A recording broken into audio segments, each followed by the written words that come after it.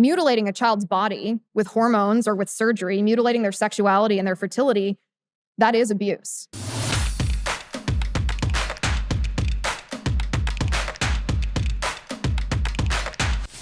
Well, grooming is conditioning a child for sexual abuse. It's the process of an adult conditioning a child to accept sexual abuse. Now, what the left does here is they make a straw man. The left claims that conservatives, when we accurately describe these teachers as groomers, the left says conservatives claim that all teachers are actively pedophiles. All leftists are pedophiles. Now, what this is a logical fallacy called a straw man. It's making an exaggerated claim in order for them to shoot it down themselves to distract from the more nuanced reality.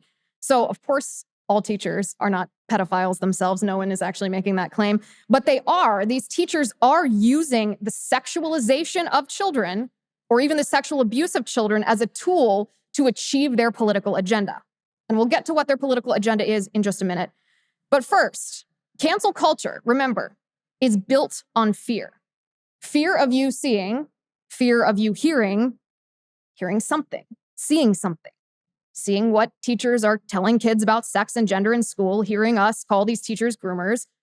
And again, remember what grooming is, conditioning a child for sexual abuse. So what exactly are these pro-trans teachers that are indoctrinating kids? What are they doing? They are first exposing kids to the transgender ideology. I'm sure you all have experienced this at some point between kindergarten and now in college. They're exposing kids to trans ideology. They're suggesting, often encouraging kids to be trans, whether this is just by using students that are identifying as LGBTQ as some kind of virtue signaling.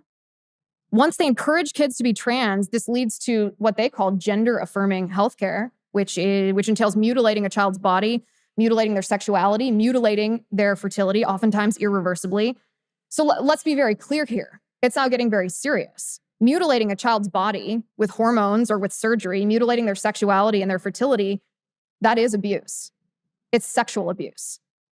So leftist adults expose children to this notion. They praise it, they encourage it, and they facilitate it. That's grooming. It's not difficult to understand unless, of course, you are a leftist. So whether a teacher gets sexual gratification from the sexual abuse or political gratification from the sexual abuse, I would ask you, does that matter? They are grooming kids to accept the abuse. And I am sad to say it is working. The latest data shows that this grooming is accomplishing the goals of those who are propagating it. There was a recent Axios survey that found that 20.8% of Gen Z self-identify as LGBTQ. 20.8%. That's 1 out of every 5 young people in Gen Z. You can compare this to just 10.5% of millennials who identify as LGBTQ, 4.2% of Gen X, 2.6% of baby boomers, and less than 1% of those older. Now, why is this? Is this because our culture has just grown more tolerant for people to be out? No.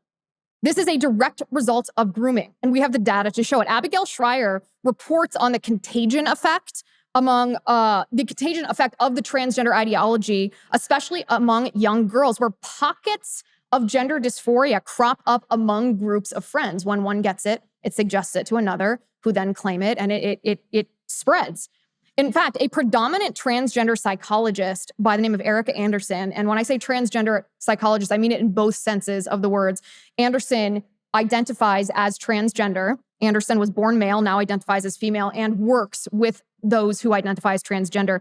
Anderson says that the surge in kids who identify as trans is alarming. This is what Anderson says. I think it's gone too far. Some clinicians are failing to subject minors to rigorous mental health evaluations before recommending hormones or surgery.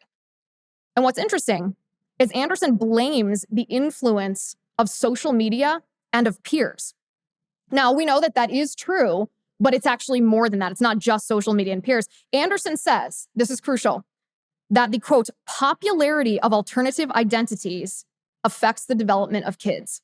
Yeah, that's obvious. And who makes those alternative identities so popular? Well, groomers do. They play an enormous role in this crisis. Anderson says that giving trans hormones on demand will lead to poor outcomes in these kids. Remember, Anderson identifies as transgender.